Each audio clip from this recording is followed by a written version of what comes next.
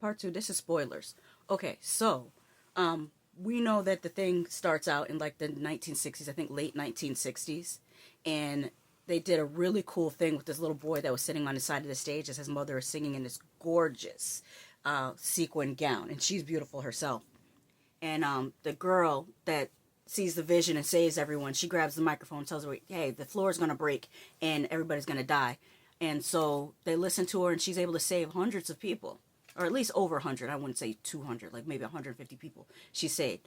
And so death takes its time. Well, it doesn't take its time. It takes a long time to get back to her family. And that's how this movie kind of goes, where after death catches up with all those people that she saved, it comes after her family. But by this point, she's a grandmother, and her granddaughter keeps having I would say like recurring nightmares, but they're really her grandmother's vision that she keeps seeing over and over again.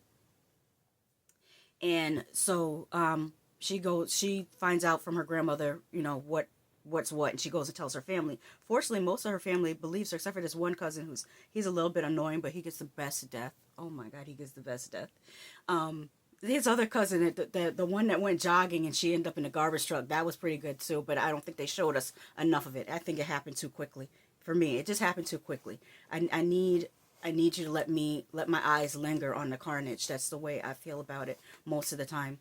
But so anyways, let me talk about the high point in the movie, which is that MRI kill. So the cousin that you see in the trailer, and he's all you see him, his nose ring get caught up in the fan and everything. He doesn't die that night. Luckily for him, he dies by the MRI machine, because death accidentally turns on the MRI machine, and he has all these piercings. And if you know MRI machines, you know it's not a good idea to have anything metal in the room with them. So you can use your imagination to understand what happened to him.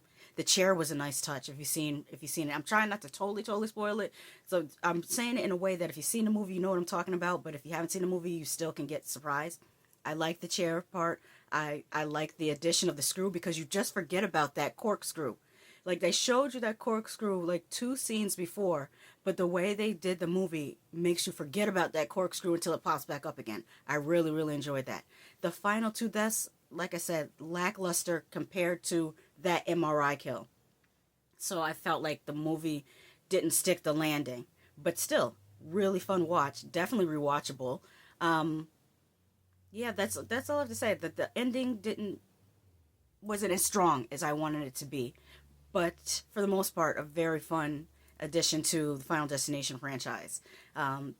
This is really like a prequel, requel, reboot at the same time.